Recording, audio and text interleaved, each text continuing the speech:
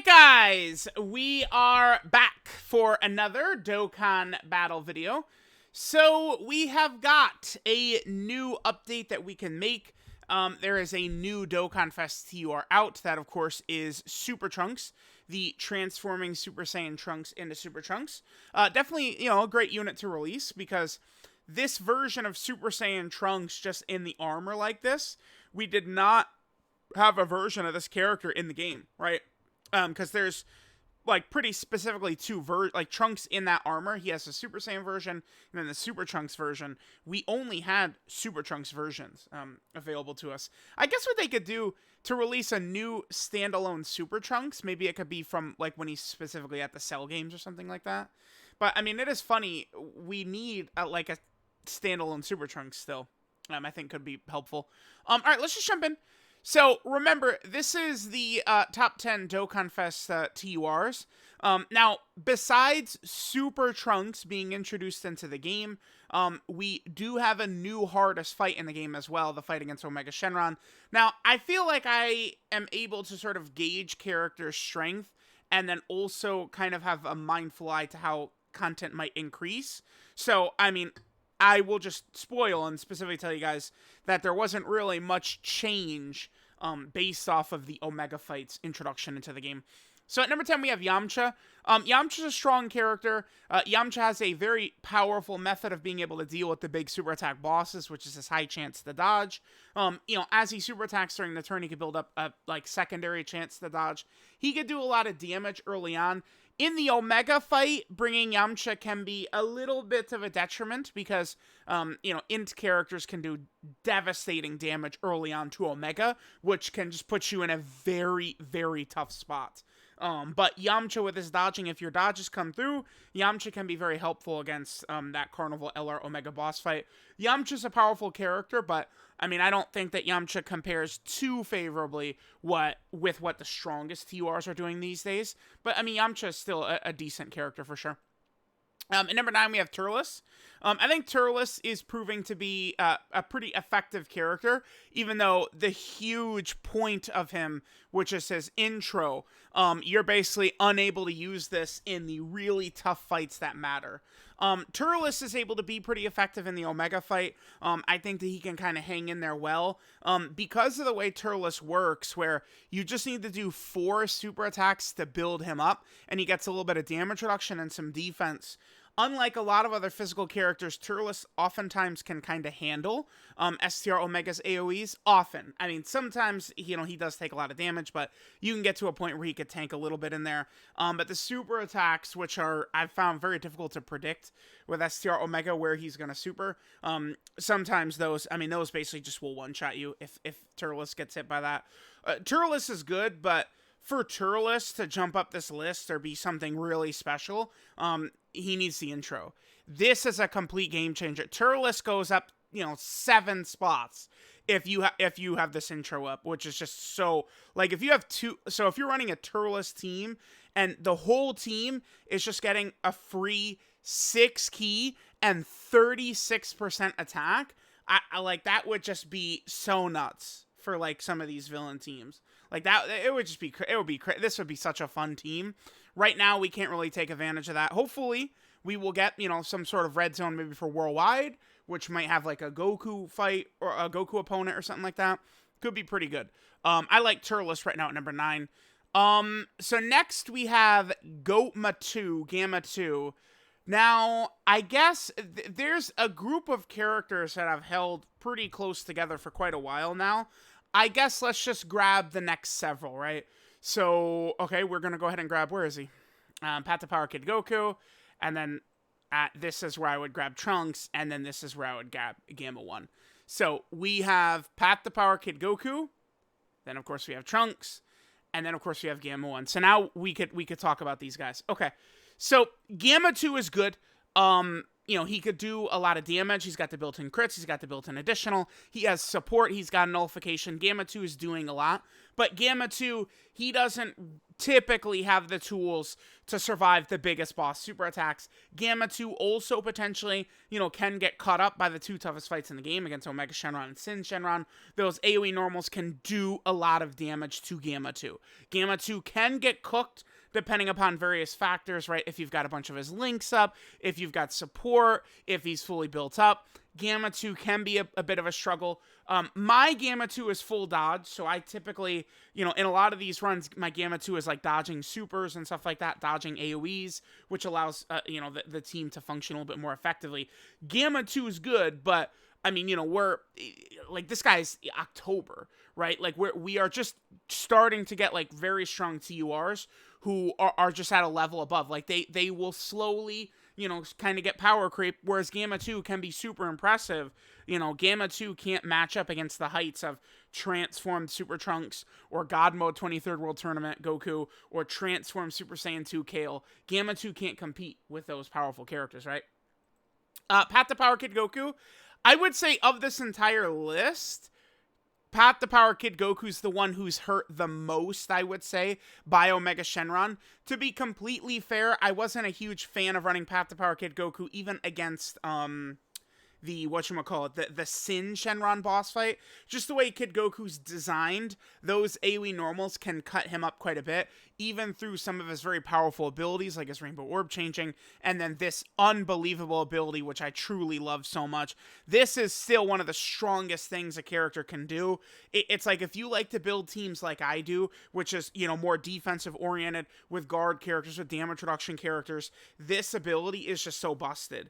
To give, strong defensive characters like that 8% damage reduction can really cut down the amount of damage you could take. But in the new Omega Shenron fight, people get deceived. They think, oh, he ends with int, so I want to load up on my physical characters, but that's a trap. It's a very well-designed fight. STR Omega is so threatening. If he super attacks, he gets a 50% attack buff for the turn, and then his AoEs after that, and I mean, he is destroying this Kid Goku. It's like, you need a nice, clean, good RNG run to sort of safely get Kid Goku through STR Omega oftentimes. It's tough. I like Kid Goku. I don't think that I need to, like, move him below Gamma 2, because Gamma 2 kind of has the same issues in that fight that Kid Goku does, right? I still like, with Kid Goku's support and his orb changing, I probably like him above, like, what Turless is doing and stuff like that. But, I mean, Kid Goku, I feel like, is hurt, certainly, by the new fight. Now, then we have Trunks.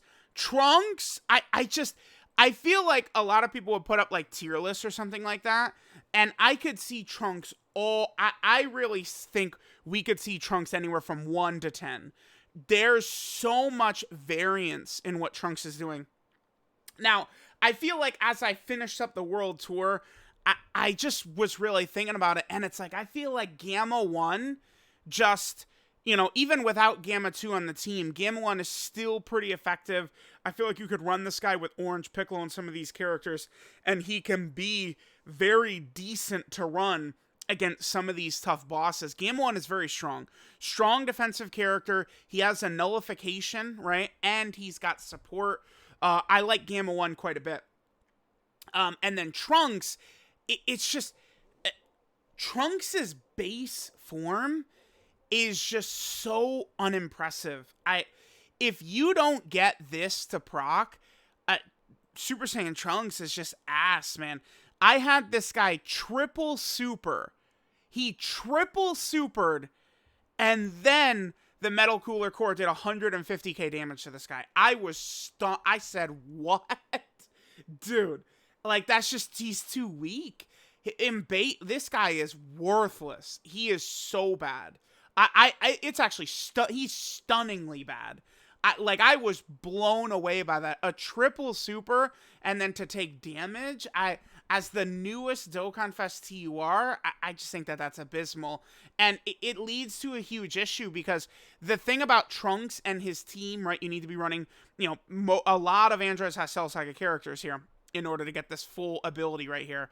But if you begin to take damage, it starts a chain reaction where you lose, because a lot of these characters have the same weakness, which is where as your health is lower, they get weaker. Super Trunks, EGL, LR Gohan, the tech androids, a lot of these characters you're going to be running, as your HP's lower, you're weaker, right? Because you can't use his active skill if your HP's low, and then when you transform into Super Trunks, he gets this massive attack and defensive buff based upon what your HP is, right? Like, if this is lower, you're not going to get the full effect out of Super Trunks. And then the biggest strength that this guy has probably is the fact that his active skill, right? Which gives him a Ghost Usher and guaranteed crits for the turn. Although, to be fair, he's getting guaranteed crits from the turn anyway from a super attack effect. But this is so crazy, and you need 60% HP or above for this. So I don't know what the point is of having him in base be completely worthless, to the point where if even one attack is directed at him, it could completely throw the entire run. I just think it's just dreadful. I think going into his World Tour, I didn't think this would be as much of an issue as it ended up being, but it really is. This, for how strict this condition is, he should be guaranteed guarding. Without a doubt. That is a huge problem, because the thing is, even though in his Super Trunks form, he does not have an Android Cell Saga condition. So, I mean, you could potentially get away with just running Trunks, and not even bringing the Android Cell Saga characters, because Super Trunks doesn't need it anyway. But, I mean, you're still going to need a lot of luck, and it's going to take a lot of turns, because his additional, he needs to do 5 attacks to transform. His additional is tied to that Android Cell Saga condition. So, best case scenario, you would attack and hit a potential system attack. Then on the second turn, you do the active, and then attack, and then hit a potential system attack. So even without Android Cell Saga allies, you could theoretically still get Super Trunks out on your third turn, which would be very good, but I just think that the weakness in base for this guy, it's just too much. This guy is crazy. I mean, you're not going to hear me disrespect this guy ever. He's so crazy. After he super attacks, I mean, he can get damn near 1,000,000 defense with guard. He's only supercharged for the first 3 turns, but he should be pretty effective even when this wears out, right? Because, I mean, defensively, he's still going to be pretty decent after he supers. Not to the point where he could survive Big Boss super attacks, but normal attacks that are directed at him after he supers, even without his guard, he should be able to handle them well. I like Trunks, but I've just found with how bad his team is, how inconsistent his team is, and how bad he is in base, I like him here. But it really is, it's very difficult to grade this Trunks. I think more so than a lot of these other characters, because Trunks, it's like his peak is like nothing. None of these other characters on this list are even close to Super Trunks, his first couple of turns. None of these guys could do that. I mean, Yamcha could be really crazy on his second turn, but you're not, I mean, where are you fighting the toughest boss on Yamcha's second turn? I guess Red Zone Cell Max? Or Metal Cooler Core or something like that? Like, Yamcha peaks too early. That's his issue. Super Trunks is, like, it's pretty much just right. And then his peak is just so far beyond what any of these other characters have. I decided to go with Gamma 1 above Trunks. That really the only thing on this list where I was kind of back and forth on was Trunks at 5 or Gamma 1 at 5. I was very much hung up on this, but I just feel like I trust Gamma 1 more than Trunks. It's literally that simple. Gamma 1 is in front of Trunks because I trust him more than Trunks. That's it. That's the best I could give you. Trunks is very difficult to rank because it's like, I don't think there's a comparable like analogy for the difference between what Super Saiyan Trunks does and what Super Trunks does. It's such a gap. Like, no other transformation character I think is this big of a gap. It's just like, it's incomparable, the difference between Super Saiyan Trunks and Super Trunks. It's honestly too much. I feel like they made Super Saiyan Trunks not good enough. It's like, maybe tone down Super Trunks a little bit so that Super Saiyan Trunks is stronger, and I would think he's just better character. If Super Trunks was brought down a little bit, and a little bit of that was given to Super Saiyan Trunks instead, he'd be a better character overall, I'd say. Next we have Kale. Kale is very, very good. I mean, Kale has some similar issues to Trunks in that you can lose because, you know, you want to run Universe 6 allies to get Kale's full power, and then that could cause you to lose. At a certain point, like, you have to grade that on these characters, right? Like, Omega Shenron, Trunks, this Kale, like when those weaker characters you have to bring for these guys to be crazy die, I mean, it's like, well, I mean, am only bringing this shitty Rildo character because of Omega Shenron. So it's like I lost because of Omega Shenron's shitty condition, right? That's important to, I think, keep in mind when evaluating these characters as well.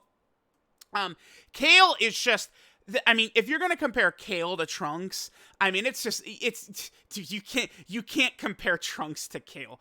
You cannot do that. Like, Kale is pretty good in base. She's not a slot 1 character, but Kale is not weak whatsoever. Trunks is like pathetically bad in base. Kale is not. Kale is still good in base. Now, when she goes into Super Saiyan 2 version, I mean, she's Super Trunks level, basically. Super Trunks is probably a bit better. Well, is he a bit better? I don't know. I probably do like Kale better because Kale is going to have higher defense. Once this pops right here. Yeah, this. Once this is up, Kale has higher defense start a turn than Super Trunks does. Super Trunks gets massive defense when he super attacks, but Kale has a much higher start of turn defense, which matters because it means she's going to perform better in slot 1, which is Super Trunks needs to carry his team completely on his back, the same way Kale does. Kale, I think, is better suited to doing that because she's a little bit more effective in slot 1. Super Trunks, you know, and it's not just, oh my god, you always have the Ghost Usher. That's bullshit too, because again, you have an HP condition around his Ghost Usher. You do not have this 100% of the time. If you don't have this, Super Trunks is going in slot 1, and he's, you know, under 300k defense start a turn, oftentimes. It's tricky. Kale is just a better character than Super Trunks. Kale is so much better than people give her credit for. There's 2 characters this year who I feel like were obscenely busted that the community just disrespects. Int Carnival Kid Gohan and this Kale are, like, the gap between what the community thinks of them and how good they are is very far apart. Kale is super busted. Do I predict that Kale's going to get some Universe 6 character to help her? Probably not, but if it does happen, Kale could bump even higher in this list. Turles could go up if like the hardest fight in the game has a Goku family enemy, Turles jumps way up this list, for sure. But that's the only thing that makes Turles actually better, is a Goku family enemy. A lot of these other characters, like, I don't think something would happen to blow them way up. If we got a dominant Android Cell Saga unit, I think Trunks could potentially go up a little bit. Another character to help Trunks, you know, more consistently get to Super Trunks, he could be better. Same with Kale and Universe 6 allies, she could be better. Next, we have 23rd World Tournament Goku right here. I do like this character. I want to say that this Goku, he is actually better. I would say that this Goku is indeed better after the Omega fight. I think the Omega fight has helped this guy quite a bit. Because it's just a longer fight. And to me, clearly the best build for this guy is a full dodge build. So, like, I could give him full dodge, right? You can't dodge in the first phase of Tech Omega, so Goku can absorb these hits, build up, and then if he's not guarding and would die against SCR Omega or in Omega, which has happened to me a lot, my dodge build could still come in handy. The issue with this character, he's balanced very well. This guy is greatly designed. This is a great design. This guy has, like, a downside, a drawback, but the design is very good. It's very well done. It makes sense. It's balanced. I don't think that he's too weak without a revive. I think that this all meshes very well. After his first turn with the guaranteed guard, though, you then have a coin flip every single turn of, you know, are you guarding or not? 50% chance, right? If Goku is guarding, he's still very powerful, right? If he's not guarding, oftentimes you can die. You could die very easily if this character is not dying, which, you know, again, is kind of a huge sort of negative or detriment for him. But if a character revives on the team and you pop this, oh, dude, it gets, like, I call, you know, 23rd World Tournament Goku God mode. Because it's like this shit is just so crazy. He gets the huge stats buff, the guaranteed additional super, and the guaranteed guard. It just gets ridiculous how powerful Goku gets at that point. Super effective against all types, all this damage, everything he's doing. He's just truly, truly crazy. I think that this Goku is very, very good, very well designed, but in my experience, I feel like God Goku and Piccolo Jr. More often, like, I lose because of 23rd World Tournament Goku more often than I lose because of God Goku or Piccolo Jr., right? Like, it's kind of like that. Like, I think that the top 4 are definitely above. Trunks should be with the top 4, but I can't, man. Base Kale, base 23rd World Tournament Goku, God Goku, like, you know, Piccolo Jr. kind of is what he is. Like, he doesn't transform. He has his giant transformation, but it's not, like, the same thing, right? Whereas, like, God Goku, 23rd World Tournament Goku, Kale, and Super Trunks, like, they all have a base form and then a transform state. Trunks is incomparable to the top 4 until he transforms. You can't even putting him in the same discussion as him is disrespectful with how bad Super Saiyan Trunks is. You can't do it. So God Goku, I've seen a lot of discussion about God Goku, and what we're talking about is, it's this right here. So for God Goku to be at the level I've got him at, which is number 2, oftentimes we're evaluating God Goku with this up, 6 key spheres. Now, 6 key spheres is not free. I think if you're a rainbow orb changer, it can be pretty consistent, and, you know, it could be pretty often that you could be able to get that ability, for sure, right? If you are a rainbow orb changer, which God Goku is not.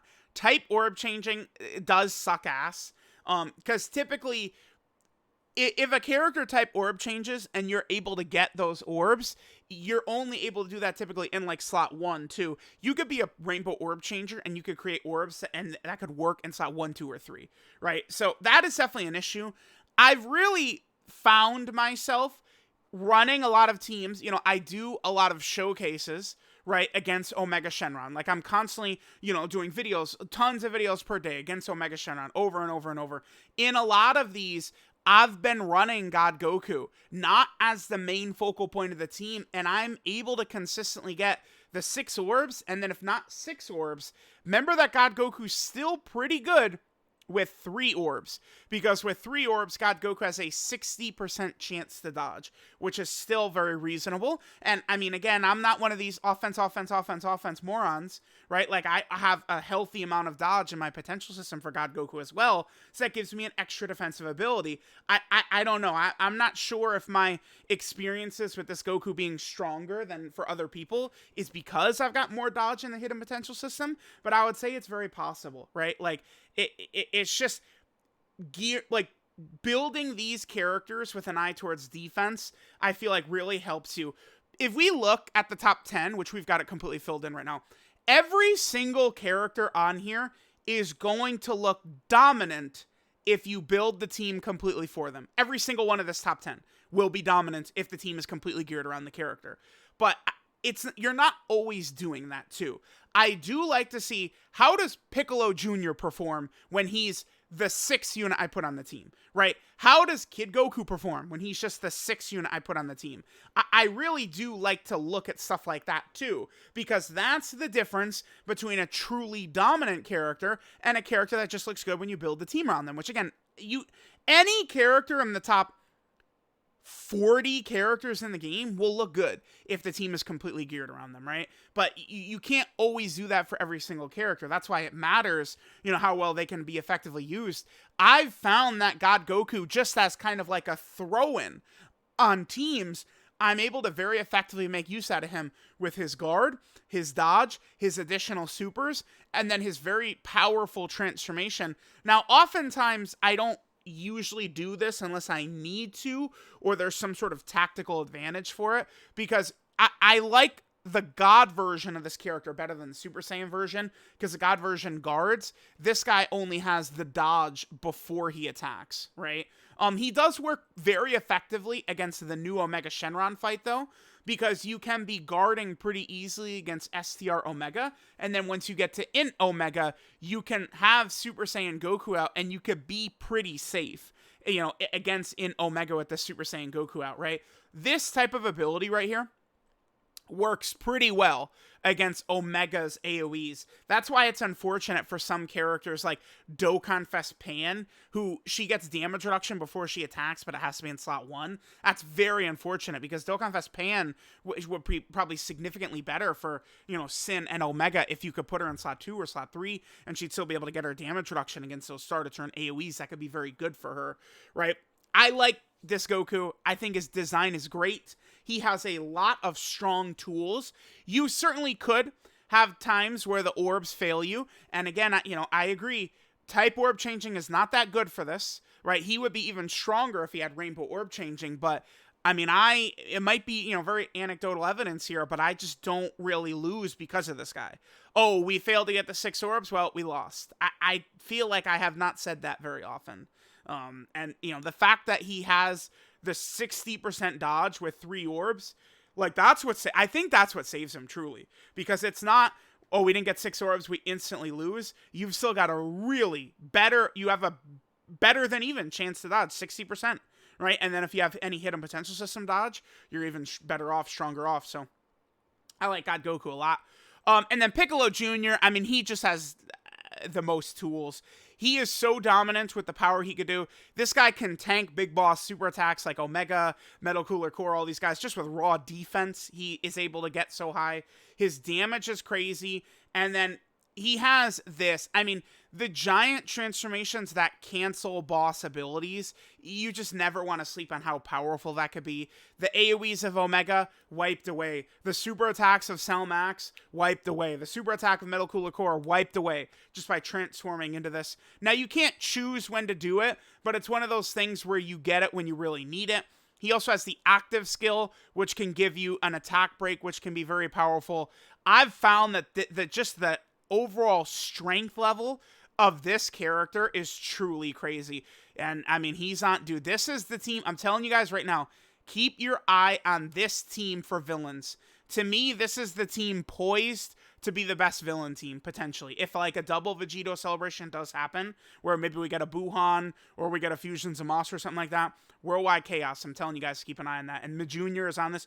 Piccolo Jr. is definitely the best villain character in the game. I think that there's no doubt about that. So, any villains we get, this guy being able to be on the team is just massive for whatever villain team that is, right? So, there we go. There is the top 10. I feel pretty comfortable about this top 10. The only thing I kind of still in my mind, it's just Trunks and Gamma 1. This is the one spot. I feel very comfortable in that Trunks is not on the level of the top 4. He's not. I know how dominant Super Trunks is and stuff like that, but I'm just going to tell you right now that the top 4 are better than Trunks. The top 4 do not completely sell their ass on the street in base the way Trunks does. Trunks is so pathetic in base. It's very annoying, honestly, considering he's the most recent premium summonable unit. Yeah, I feel comfortable with this. I mean, we could put Yamcha up. I do feel like Yamcha's probably a step above like Gamma 2 and Turless. I mean, you could put Yamcha up. It's not the biggest deal. Let's take a look at my previous one. Again, I feel like this is just pretty consistent with what we had before. So the only real change here, yeah, Super 17 falls off the list, and then Trunks slides in between Gamma 1 and Kid Goku. That's it. That's the only real change. I don't feel like the Omega Shenron fight had a big effect on some of these characters. I think maybe Kid Goku and Gamma 2 got slightly worse. Turless, to me, is very iffy with that STR phase as well. And the thing is, for Turless to be in a situation where he's like, able to survive an STR Omega super attack, which even I've had him do that. Turles has eaten 650,000 from it, but we did technically live, but then we still died on the same turn because the other big bad bosses characters that Turles needs to do that kind of are not that good. They're just not like on that super high tier level, so they just get killed too.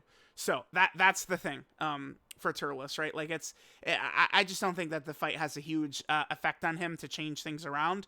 I just don't really see the need to really change the status quo of a lot of these high-powered characters here. So there we go. Let's just take one last look at it. Yeah, I like this. I like this. Again, the only thing that I feel like you could talk me into is Trunks at 5 and then Gamma 1 at 6. Like that's the only spot where I'm kind of back and forth, but like I just think of Trunks just being a loser in Super Saiyan form and Gamma 1 just being an invincible god. Like, oh, yeah, Gamma 1 probably should be above. So, let me know what you guys think. Thank you guys for watching, and I'll catch you guys next time.